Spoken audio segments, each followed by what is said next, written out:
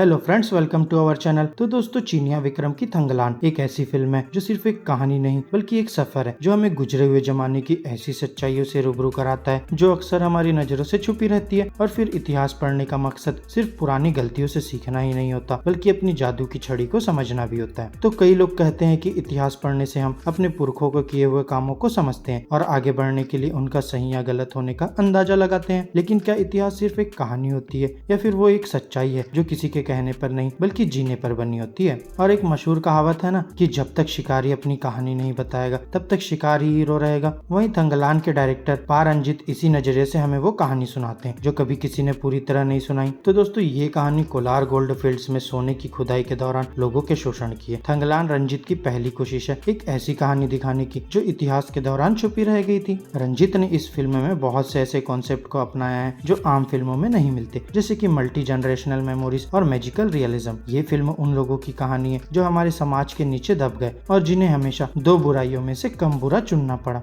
तो फिल्म की शुरुआत विक्रम के कैरेक्टर थंगलान से होती है जो एक सपने से जागता है। ये सपना उसे बरसों से सता रहा है और इसमें उसे एक जादूगरनी अराथी और अपनी पहचान की तलाश दिखाई देती है। ये तलाश ही उसके परिवार को एक खुद मुख्तार खानदान बनाती है जो वैपुर गांव के जमींदार के साथ मुकाबला करते हैं। जमींदार उन्हें अपने डब्बे में करने के लिए हर तरह की कोशिश करता है, लेकिन थंगलान और उसका परिवार कभी अपनी पहचान खो देने को तैयार नहीं होता। फिल्म में एक अंग्रेज क्लेमेट वैपुर के लोगों से कोलार गोल्ड फील्ड में खुदाई में मदद मांगता है और फिर गाँव वाले इस जगह को भूत प्रेत से भरा हुआ समझते हैं, लेकिन थंगलान सबसे पहले अपना नाम लिखाता है। ये सफर बस थंगलान की कहानी नहीं है, ये उन सबकी कहानी है जो अपनी पहचान के लिए लड़ते हैं। पशुपति का कैरेक्टर अपने आप को एक ब्राह्मण मानता है क्योंकि उसे लगता है कि उस पहचान से उसका अगला जीवन बेहतर होगा। उसे लगता है कि अपना धर्म बदलने से उसे स्वर्ग में जगह मिल जाएगी। फिर आती है गंगम्मा जो एक माँ होने पर गर्व करती है लेकिन अपने पति और औरत की इज्जत चाहती है। ये सब लोग अपनी पहचान के लिए लड़ रहे हैं और ये तलाश ही थंगलान का आधार बनती है। विक्रम ने अपने कैरेक्टर में जिस तरह से जान डाली है वो देखने लायक है। उसकी आंखों में दर्द, जुनून और एक अजीब सी शांति दिखाई देती है। वो एक लीडर है जो जानता है कि उसका ये सफर आसान नहीं होगा, लेकिन फिर भी वो लड़ता है। पार्वती, पशुपति और डेनियल ने भी अपने अपने कैरेक्टर्स में खूब रंग भरा है। हर एक्टर ने अपने कैरेक्टर को एक हकीकत के साथ दिखाया है जो उस मैजिकल दुनिया में भी जमीन से जुड़ा हुआ लगता है। फिल्म का एक बहुत ही गहरा पहलू ये है कि ये सिर्फ थंगलान के सफर पर नहीं टिकती बल्कि हर उस इंसान की कहानी सुनाती है जो अपनी आवाज को समझ के दायरे से बाहर निकालने की कोशिश कर रहा है। हर खुशी के पीछे एक दुख छुपा होता है और ये सिर्फ थंगलान तक सीमित नहीं है। क्लेमेंट भी वो खो देता है जो थंगलान खोता है। दोनों लीडर है, दोनों कुछ तलाश रहे हैं, लेकिन फिर भी दोनों के सफर में फर्क है और ये फर्क उनकी नीयत में है। फिल्म के शुरुआत में थंगलान एक एडवेंचर जैसी लगती है जिसमें कुछ लोग मिलकर अपनी मंजिल की तलाश में निकलते हैं और ये सफर नदियों, जंगलों, जंगली जानवरों और प्रकृति की मार से गुजरता है। लेकिन रंजीत इस सफर को किसी वंडरलैंड की तरह नहीं